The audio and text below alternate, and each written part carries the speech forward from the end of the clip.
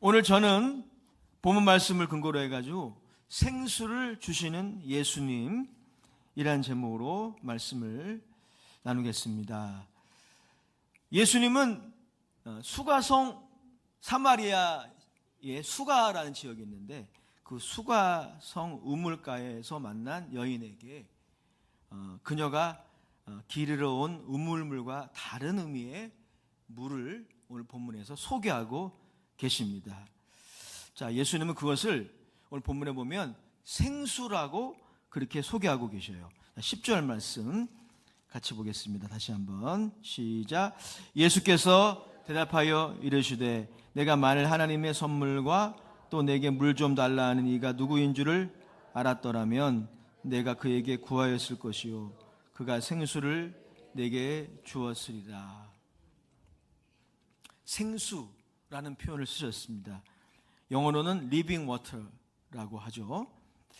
자, 그러면 예수님이 말씀하신 생수란 구체적으로 어떤 의미일까요? 예수님은 13절 14절에 곧 이어서 그 생수에 대해서 설명을 하셨어요. 13절 14절도 읽어보겠습니다. 시작. 예수께서 대답하여 이르시되 이 물을 마시는 자마다 다시 목마르려니와 내가 주는 물을 마시는 자는 영원히 목마르지 아니하리니 내가 주는 물은 그 속에서 영생하도록 솟아나는 샘물이 되리라. 아멘. 예수님의 말씀에 따르면 생수는, 예수님이 소개하신 생수는 영원히 목마르지 않게 하는 물이라는 겁니다. 여기 지금 화학적인 그런 물과 다른 그런 물인 거죠. 영원히 목마르지 않게 하는 물. 자, 어떤 물이길래 그럴까요? 이 영원히 목마르지 않게 한다는 이 신비로운 구절의 의미를 먼저 한 4가지 정도로 생각해 보려고 합니다. 자, 생수의 의미 첫 번째. 자, 오늘 예수님이 소개하신 생수의 첫 번째 특징은 뭐냐면 그것은 우리의 목마름을 해결하기 위해 추구하는 다른 모든 생수를 능가한다는 거예요. 자, 우리 인생의 목마름을 해결하기 위해 마치 우리가 물을 마시듯이 마시는 그런 생수들이 있습니다. 그 모든 생수를 능가하는 것이 바로 오늘 예수님이 소개하신 생수라고 하는 것입니다. 자, 어떤 의미에서 그럴까요? 자, WBC 주석의 저자 비어슬리는 이 구절을 아주 탁월하게 또 성경적으로 해석했습니다. 자, 이런 의미예요. 그것을 경험한 자는, 생수를 경험한 자는 그 전에 자신의 목마름 해소를 위해 추구했던 것들에 더 이상 매달리지 않게 된다. 영원히 목마르지 않게 하는 생수의 의미가 바로 그것이라는 겁니다. 그것을 한번 경험하면 그것이 우리의 변화를 갖고 오는 거예요. 그 전에 우리의 인생의 목마름을 해소하기 위해 추구했던 것들이 있었지만 그것에 이제 목매이지 않는, 매달리지 않게 할 정도의 그런 생수라는 것입니다. 한편 여러분, 다른 모든 생수는, 그러니까 여인이 오늘 우물에서 얻으려고 하는 물이 비유적으로 보여주는 다른 모든 생수들은 이 효과를 가져오지 못합니다. 그래서 이것이, 이 생수가 다른 모든 생수를 능가한다는 것이죠. 자, 두 번째 생수의 정의를 살펴보면 생수는 한 번 경험한 사람으로 하여금 그것을 계속 찾게 한다는 거예요. 자, 그것이 영원히 목마르지 않게 하는 생수의 의미예요. 자, 그래서 이 구절, 영원히 목마르지 않는다는 것의 의미는 한 번 이 생수를 마시면 다시는 마시지 않아도 된다, 그런 의미가 아니에요. 자, 그것은 마치 이거와 같습니다. 포도나무 가지가, 요즘 이제 포도가 나올 철인데, 포도나무 가지가 포도나무 줄기에 붙어 있어서 계속 공급받아야 하는 원액과 같은 거예요. 이 생수는 포도나무 가지가 포도나무 줄기에 에서 나오는 원액을 한 번 공급받고 끝나나요? 아니죠. 매일 공급받아야 돼요. 그래서 붙어 있어야 되는 겁니다. 예수님이 소개하신 생수가 그거예요. 영원히 목마르지 않게 하는 생수는 한 번 마시고 나면 다음에 안 먹어도 되는 그런 생수가 아니라 영원히 마셔야 돼요. 영원히 마셔. 그런 생수입니다. 그러니까 여러분, 이 생수를 마신 자에게 이 생수에 대한 새로운 갈망을 준다는 거예요. 이 생수를 한번 마시면 이 생수를 계속 먹고 싶어요. 잊지 못해요. 그리고 다른 그런 생수들, 내가 그전에 나의 인생의 목마름을 해결하기 위해 추구했던 것들 있잖아요. 거기에 목매이지 않게 돼요. 이 생수가 그런 변화를 가져옵니다. 예수님이 말씀하신 생수의 정의가 이런 것이죠. 자, 예수님 말씀에 의하면 세 번째 생수의 정의가 있습니다. 이 생수는 영원한 만족을 줍니다. 자, 그런 의미에서 13절, 14절 다시 한번 읽어보겠습니다. 시작. 다시 목마르려니와 내가 주는 물을 마시는 자는 영원히 목마르지 아니하리니 내가 주는 물은 그 속에서 영생하도록 솟아나는 샘물이 되리라. 이 생수는 영원한 만족을 준다는 거예요. 왜냐하면 이 생수는 예수님 말씀에 의하면 그 속에서 영생하도록 솟아난다. 이런 표현을 쓰셨어요. 그 속에서 영생하도록 솟아나는 샘물이 되리라. 자, 그러니까 여러분, 이 생수의 특징이 있는데요. 그것 자체가 계속 생수가 흘러나오는 샘이에요. 그 생수 자체가. 여러분, 세상의 모든 물들은요, 이거 외에 모든 물들은 예컨대 좀 전에 말씀드린 바와 같이 우리가 인생의 여러 갈망을 해결하기 위해 마시는 물도 물이면서 동시에 물의 근원인 그런 생수는 없습니다. 없어요. 그래서 영원히 목마르지 않는 생수가 될 수가 없는 것입니다. 요한복음의 주석자 D.A. 칼슨은 이렇게 이 구절을 해석했습니다. 예수께서 주시는 생수는 그것을 마시는 자에게 영원히 갈증을 금해줍니다. 영원히 갈증을 해결해 준다는 거예요. 자, 그러니까 이 생수를 원하는 자에게 계속 제공해주는 당사자인 거예요. 이 생수가 그런 거예요.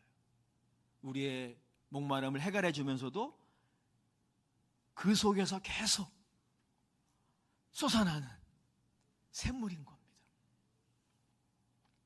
자, 그러므로 생수의 네 번째 정의, 본문에 따르면 이 생수를 주시는 분은 예수님이십니다. 예수님이 주셔요. 이 생수는 하나님의 선물입니다. 자, 10절 말씀 같이 읽어보겠습니다. 시작. 예수께서 대답하여 이르시되 내가 만일 하나님의 선물과 또 내게 물 좀 달라 하는 이가 누구인 줄을 알았더라면 내가 그에게 구하였을 것이요 그가 생수를 내게 주었으리라. 아멘. 이 생수를 누가 주십니까? 하나님이 주시고 예수님이 주셔요. 자, 그런데 요한복음 6장 35절의 증언에 따르면 나중에 우리가 살피겠지만 예수님이 사실 이 생수 자체이십니다. 그래서 그 속에서 영생하도록 솟아나는 샘물이 되시는 거예요. 그분이 예수님이시기 때문에. 요한복음 6장 35절에 이렇게 말씀하고 있습니다. 예수께서 이르시되, 다시 읽어보겠습니다. 시작.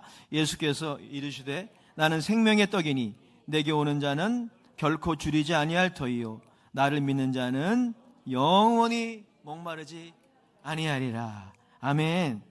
또한 55절도 읽어보겠습니다. 요한복음 6장 55절에 우리 선창시킬 때 나누는 구절인데요.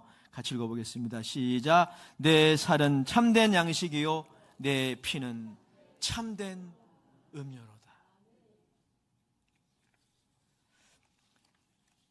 여러분, 예수님이 바로 생수 자체이십니다. 그래서 이 생수가 그 속에서 영생하도록 솟아나는 성격을 가진 것이죠.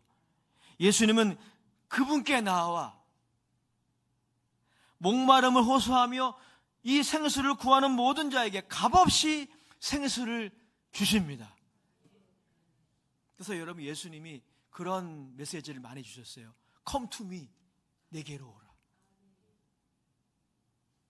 결국 여러분, 이 생수는 하나님이 예수 그리스도 안에서 성령을 통해 우리에게 주시는 영원한 생명, 영생을 의미합니다. 요한복음 3장 16절의 말씀이 바로 그것이죠. 하나님이 세상을 이처럼 사랑하사 독생자를 주셨으니 이는 저를 믿는 자마다 멸망치 않고 영생을 얻게 하려 하십니다. 영생의 의미가 바로 이 생수의 의미와 같이 가는 것이죠. 요한복음 7장 37절 39절에 예수님의 초대를 읽어드리겠습니다. 예수님 말씀하셨어요. 누구든지 목마르거든 내게로 와서 마셔라. 나를 믿는 자는 그 속에서 영생하도록 솟아나는 샘물이 되리라. 자, 여러분, 이것이 바로 생수의 네 번째 의미입니다. 결론적으로 이러한 생수에 대한 예수님의 정의를 근거로 해서 이것을 요약하고 적용해 보도록 그렇게 하겠습니다. 하나님은 의도적으로 예수님의 일행을 사마리아 지역으로 인도하신 거예요. 예수님의 일행이 예루살렘에서 사람들에게 세례를 주었을 때 굉장히 많은 사람이 모였고 그것을 바리새인들이 알았다는 것을 예수님이 알게 되셨어요. 그래서 예수님이 빨리 자리를 피하셔야 되겠다라고 생각을 하신 것 같아요. 그래서 예수님이 자신의 제자들과 이제 자신의 고향 갈릴리로 가는데 최단거리가 사마리아를 지나가는 길입니다.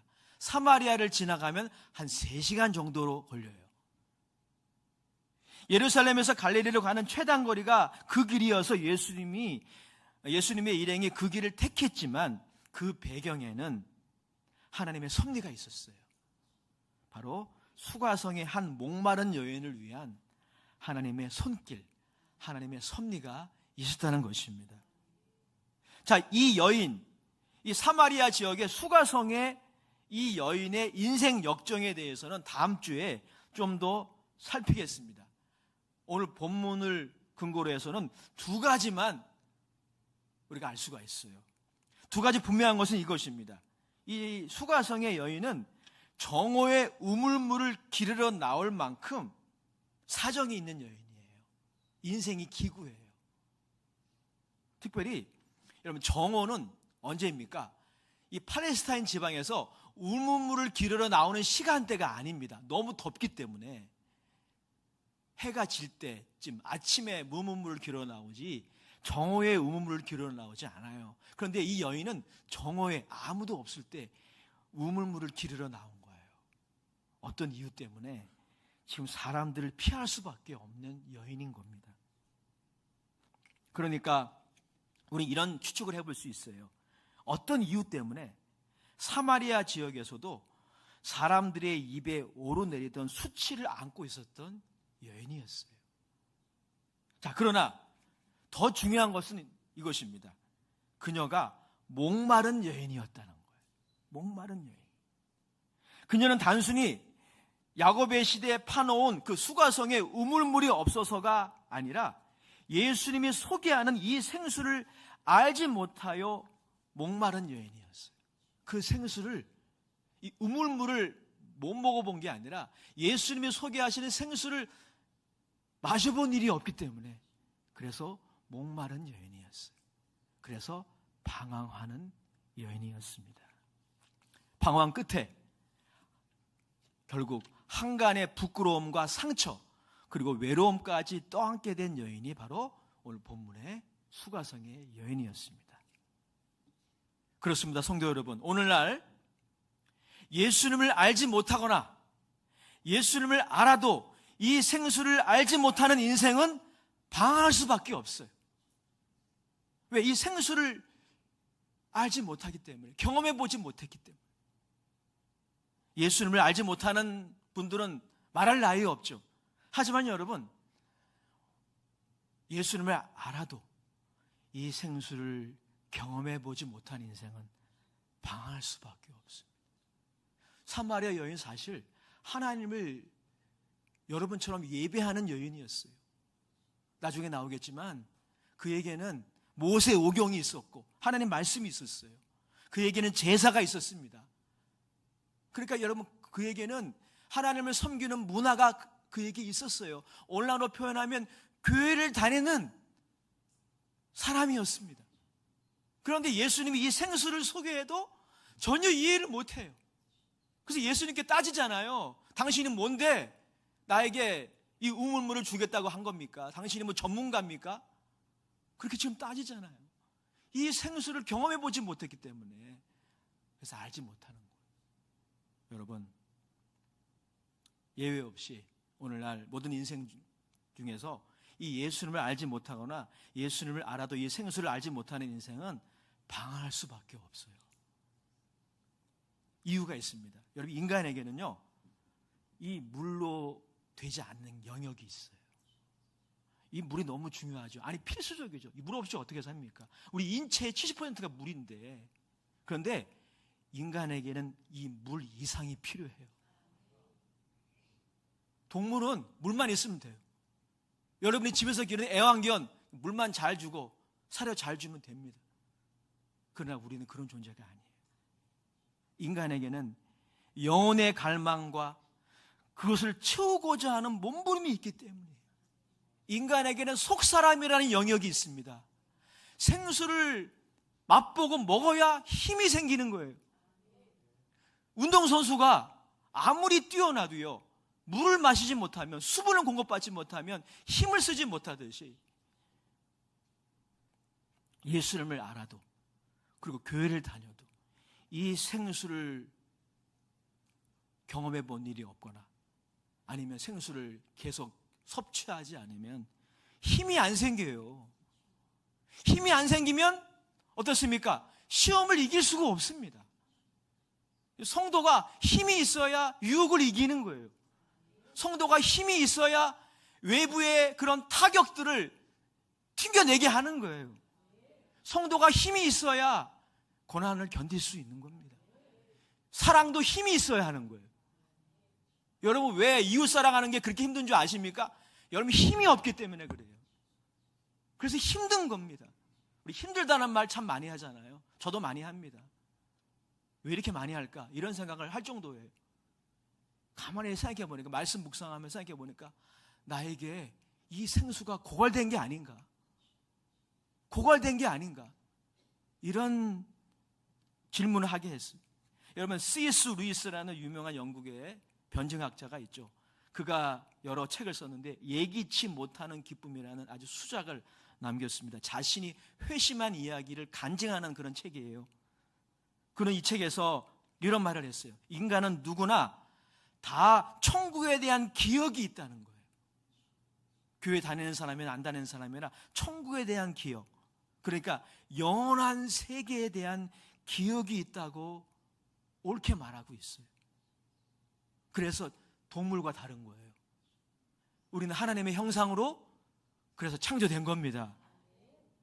자, 이 영원한 세계에 대한 기억, 천국에 대한 기억은 특정한 기쁨으로 나타나는데, 단순히 행복이나 쾌락이 아닌 영혼의 만족과 기쁨에 대한 동경과 갈망으로 나타난다는 거예요. 이게 모든 인생에게 있다는 거예요. 영혼의 만족과 기쁨에 대한 동경, 갈망. C.S. 루이스에 따르면 여러분, 이것이 영혼의 만족과 기쁨에 대한 동경과 갈망이 일종의 표적의 역할을 한다는 겁니다. 영어로 하면 사인, 좀 더 쉽게 말하면 표지판의 역할을 한다는 겁니다. 어떤 것을 가리키는 표지판일까? 여러분, 표지판이라는 것은 어떤 걸 가리키는 역할을 하죠. 무엇을 가리킬까요? 오늘 예수님이 소개하고 계시는 영원히 목마르지 않게 하는 생수, 이걸 가리키는 거예요. 우리가 기억 가운데 이러한 천국에 대한 기억, 영원한 세계에 대한 기억이 있어서 그 갈망과 동경을 채우기 위해 추구하는 여러 기쁨들과 만족이 있어요. 뭐 그 중에는 좀 나쁜 것도 있지만 대부분은 하나님이 우리에게 주신 선물들이에요. 제 앞에 있는 이 물이 꼭 필요한 것 같이 이 만족과 기쁨들도 우리의 인생에 아주 요긴합니다. 제가 좀 그래서 여러분들 상상력을 좀 도와드리려고 하나님이 우리에게 주신 선물, 우리 영혼의 기쁨과 만족이 우리에게 필요해서 하나님이 우리에게 주신 그런 선물들을 제가 좀 나열해 봤어요.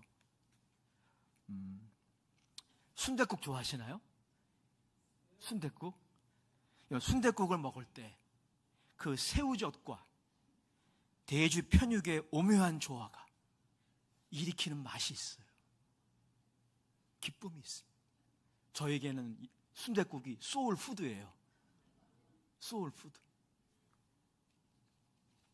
도서관에서 밤늦게까지 공부하다가 집으로 돌아갈 때 그 바깥에서 느끼는 공기 맛을 경험해 보셨나요? 공부를 안 하셔서. 그런 맛이 있어요. 그런 기쁨이 있습니다. 종종 기분 전환을 위해서 드라이브를 하다가 창밖에 펼쳐진 산세의 풍경을 보면서 느끼는 감격, 그런 기쁨이 있어요. 흐르는 강물 위에 비친 햇빛의 찬란함, 사랑하는 연인끼리 속삭이는 목소리의 달콤함, 이성의 아름다운 얼굴선과 눈동자, 어린 자녀들의 옹알이, 장성한 아들과 딸이 결혼할 때의 감격, 또 이거는 우리 청년들이 좋아할 텐데 피자와 치킨과 햄버거와 콜라가 콜라보를 이룰 때 느끼는 포만감,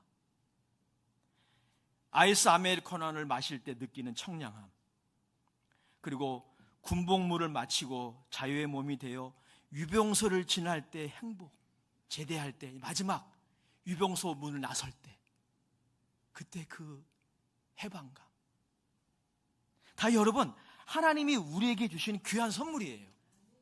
우리의 영혼의 만족과 기쁨을 위해 우리에게 주시는 귀한 선물입니다. 그런데 여러분, C.S. 루이스에 의하면, 또 성경적인 진리에 의하면 이 모든 만족과 기쁨은 이 물과 같아서 영원히 목마르지 않는 생수를 가리키는 표지판이에요.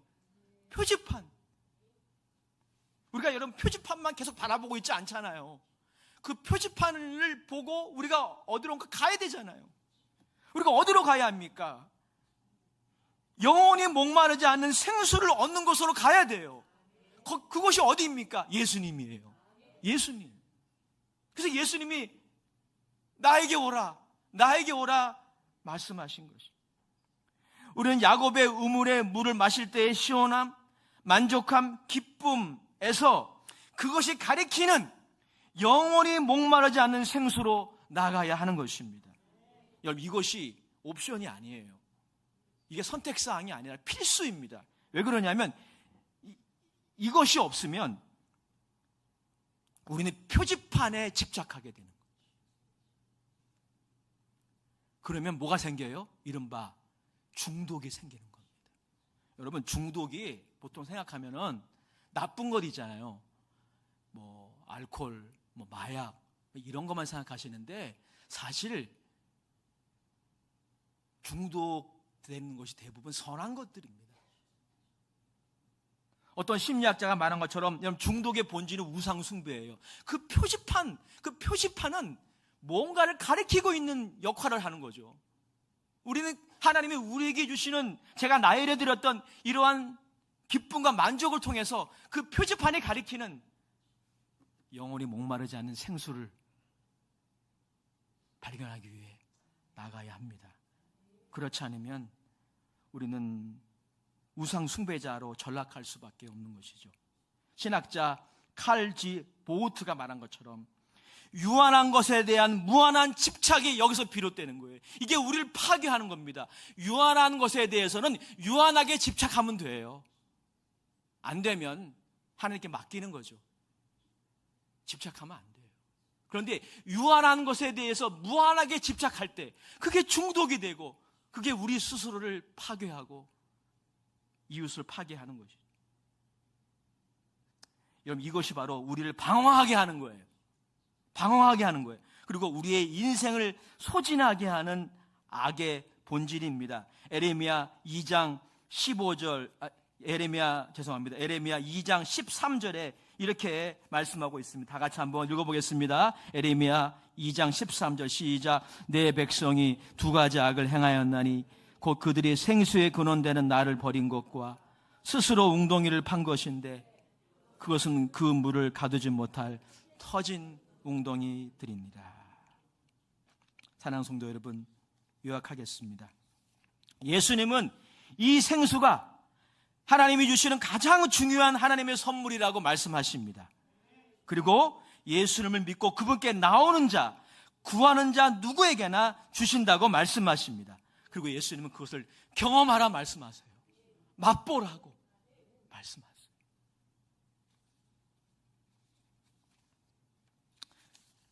그리고 평생 그것을 추구하라고 말씀하십니다.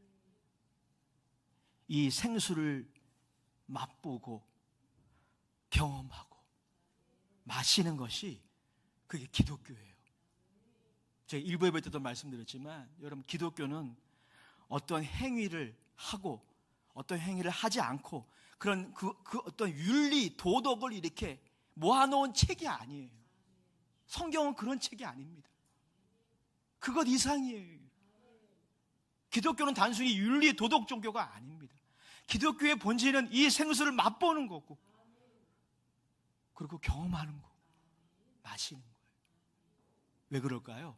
이 생수를 맛보고 경험하고 마실 때, 그리고 그것을 기뻐할 때, 그것이 그 어떠한 백신보다 강력한 악에 대한 백신이 된다는 거예요. 삶의 애환과 고난을 이기는 힘이 된다는 것입니다. 삶의 애환과 고난을 감당할 수 있게 만드는 힘이 바로 이 생수에 있다는 것입니다. 예수님은 이 생수를 우리에게 주십니다. 우리 두 분 인사에게 인사합시다. 예수님이 이 생수를 주십니다.